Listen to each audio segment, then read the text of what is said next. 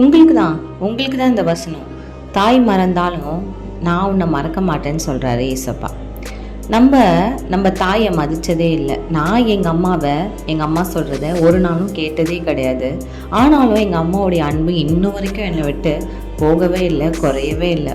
ஏன்னா அவங்க இன்னும் அதிகமாக என்னை நேசிச்சுட்டு தான் இருக்கிறாங்க.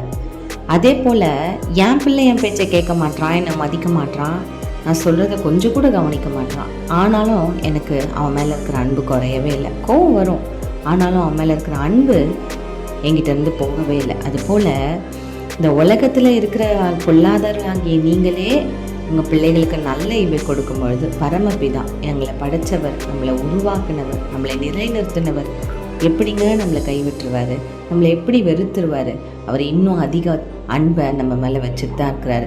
அதனால் கொஞ்சமாச்சு அவருக்கு விருப்பமானதை செய்ய, அவருக்கு பிடிச்ச மாதிரி வாழ நம்ம கற்றுக்கொள்வோமானால் கர்த்தர் நம்மளை ஆசீர்வதிக்க வல்லமை உள்ளவராக இருக்கிறார். ஆமென்.